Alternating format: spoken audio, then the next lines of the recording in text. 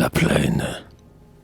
Après la moisson faite et tous les blés rentrés, quand depuis plus d'un mois les champs sont labourés, qu'il gèlera demain, et qu'une fois encore, l'automne, du plus haut des coteaux qu'elle dort, se retourne en fuyant, le front dans un brouillard. Que la plaine est triste autour du boulevard. C'est au premier coup d'œil une morne étendue, sans couleur, ça et là quelques maisons perdues. Murs frêles, pignons blancs, tuiles recouverts. Une haie alentour en buisson jadis vert. Point de fumée au toit ni de lueur dans l'âtre. De grands tas au rebord des carrières de plâtre.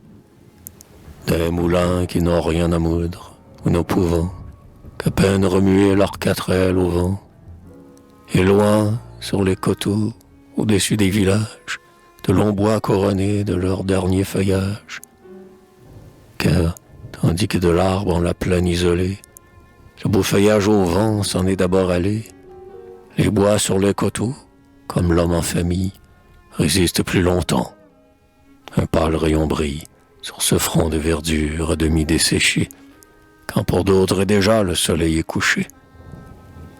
Mais dans la plaine déjà, quoi?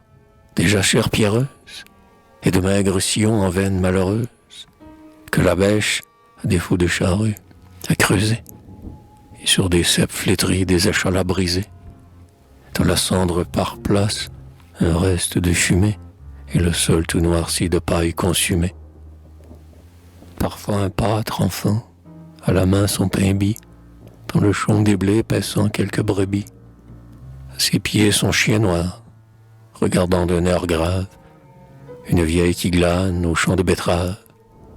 Et de loin l'on entend la charrette crier, sous le fumier infect, le fouet du voiturier. De plus près les grillons sous l'herbe sont rosés, ou l'abeille qui meurt sur la ronce épuisée, ou craquer dans le fond un insecte sans nom. D'ailleurs personne là pour son plaisir, sinon des chasseurs, par les champs, regagnant leur demeure, sans avoir aperçu gibier depuis 6 heures. Moi pourtant je traverse encore à pas oisif, et je m'en vais là-bas m'asseoir où sont les ifs.